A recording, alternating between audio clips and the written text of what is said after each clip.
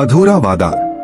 रात के 11 बजे पुराने रेलवे स्टेशन का प्लेटफॉर्म नंबर 6 हमेशा वीरान रहता था। हर रात एक लड़की सफेद साड़ी में वहाँ खड़ी दिखती। हर ट्रेन के रुकते ही वह दौड़कर गेट के पास जाती, हर चेहरे को गौर से देखती और फिर मायूस होकर वापस लौट जाती। 10 साल पहले नीलम और करण का प्यार पूरे शहर में मशहूर था। नीलम रेलवे कॉलोनी में रहती थी और करण एक बड़े सपने देखने वाला लड़का था। पहली मुलाकात जब आंखें ही सब कह गईं। वो गर्मियों की शाम थी, सूरज धीरे धीरे ढल रहा था। रेलवे कॉलोनी के पास बने छोटे से बगीचे में बच्चे खेल रहे थे और बड़े बुजुर्ग ठंडी हवा का आनंद ले रहे थे। वहीं एक बेंच पर बैठी थी नीलम, सफेद सूट में, हाथों में एक पुरानी किताब थामे। उसकी नजरें शब्दों पर थीं, लेकिन मन कहीं और खोया हुआ था। उसी समय एक लड़का तेजी से साइकिल चलाते हुए वहां आया और सीधा बेंच के पास जाकर रुका। करण ऊंचा कद, चमकती आंखें और चेहरे पर एक मासूमियत भरी मुस्कान। उसने सांसें समेटते हुए कहा, माफ करना, मैंने तुम्हें डराया तो नहीं? नीलम ने हल्की मुस्कान दी और सिर हिला दिया। असल में मैं पहली बार इस कॉलोनी में आया हूँ और यहाँ के रास्ते समझ नहीं आ रहे, करण बोला। नीलम ने पहली बार गौर से उसकी तरफ देखा। कहाँ जाना है तुम्हें? स्टेशन की ओर, पर अब मन कर रहा है थोड़ा यहाँ बैठ जाऊं। नीलम को उसकी बातें अजीब लगी, लेकिन फिर दोनों में बातें होने लगी। करण ने बताया कि वह शहर में पढ़ाई के लिए आया है और इंजीनियर बनने का सपना देखता है। वहीं नीलम एक स्कूल में पढ़ाती थी, लेकिन उसका दिल हमेशा कहानियों और किताबों में बसता था। उनकी मुलाकातें अब रोज होने लगी, कभी रेलवे स्टेशन के पास, कभी बगीचे में, तो कभी किसी पुरानी किताबों की दुकान में।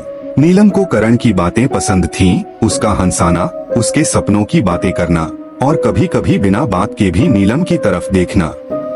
वो धीरे धीरे करण की दुनिया में पूरी तरह खो चुकी थी। अब दिन की शुरुआत उसकी एक झलक देखने से होती और रातें उसकी बातें सोचते हुए कटती। अगर कभी करण किसी काम में व्यस्त होता और एक दिन नीलम से न मिल पाता तो नीलम बेचैन हो उठती। उसे कुछ भी अच्छा नहीं लगता, ना किताबें, ना स्कूल, ना घर के लोग। हर वक्त सिर्फ करण का इंतजार करती। शाम को जैसे ही करण उसके सामने आता, वो नाराजगी दिखाने की कोशिश करती, लेकिन उसकी मुस्कान देखते ही सब भूल जाती। तुम बिना बताए मिलते क्यों नहीं? नीलम अक्सर शिकायत करती। अरे तुमसे ज्यादा जरूरी कुछ हो सकता है क्या? करण मुस्कुराकर कहता और नीलम का गुस्सा पिघल जाता। वो दिन जब सब बदल गया। शाम का समय था। करण ट्रेन पकड़ने के लिए प्लेटफॉर्म 6 पर खड़ा था। नीलम उसे छोड़ने आई थी। ट्रेन की सीटी बजी और करण ने कहा, बस 2 साल नीलम, फिर मैं सिर्फ तुम्हारा रहूंगा। ट्रेन आगे बढ़ी और नीलम ने उसे जाते हुए देखा। इंतजार जो कभी खत्म नहीं हुआ।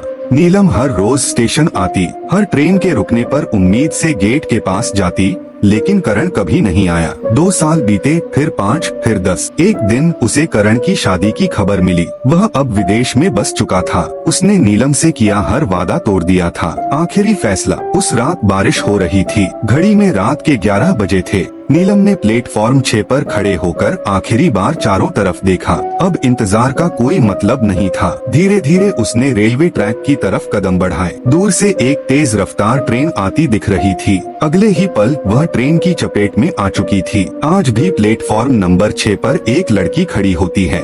हर रात 11 बजे वह किसी का इंतजार करती है। हर ट्रेन के दरवाजे तक जाती है, हर मुसाफिर को गौर से देखती है और फिर मायूस होकर लौट जाती है। लोग कहते हैं वह नीलम की आत्मा है जो आज भी अपने प्रेमी का इंतजार कर रही है।